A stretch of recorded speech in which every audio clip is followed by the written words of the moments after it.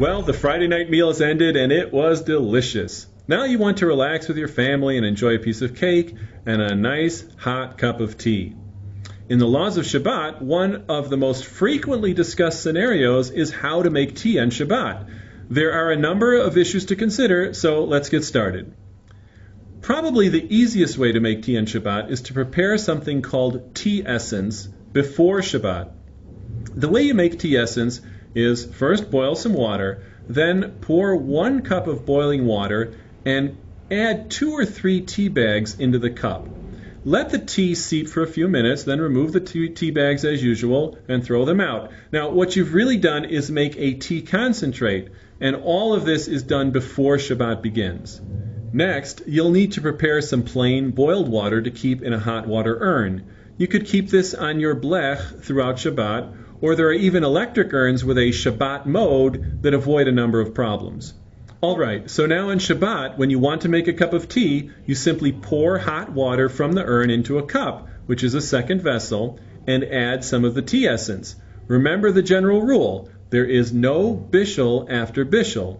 However, a cooked liquid that has completely cooled down is only permitted to be placed into a second vessel, and that applies here to our tea essence. Easy enough. All right, but let's say that you did not prepare tea essence before Shabbat. Can you use a fresh tea bag to make tea?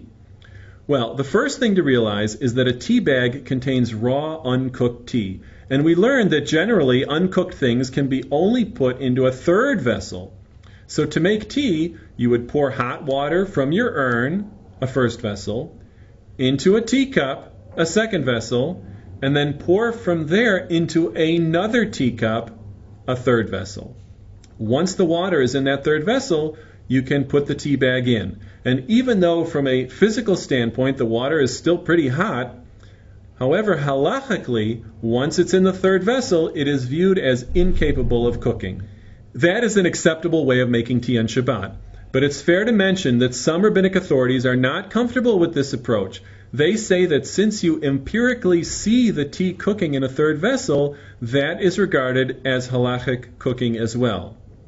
And also, we mentioned that according to some authorities, if a liquid is so hot that it would scald a person who touches it, then even such a liquid in a second vessel would get the status of a first vessel due to its intense heat.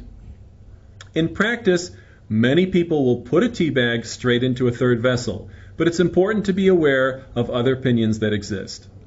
Okay, now that the tea bag is in the cup, you let it seep for a few minutes, but be careful not to press the tea bag against the side of the cup with a spoon, because squeezing the tea bag would be the malacha of schita.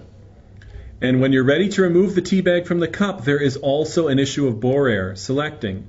You see, when you remove the tea bag, liquid continues to drip from the bag. This is a classic case of borer, selecting pisolet from ochel, selecting the bad from the good. You're straining out the liquid while allowing the tea leaves to remain behind in the bag.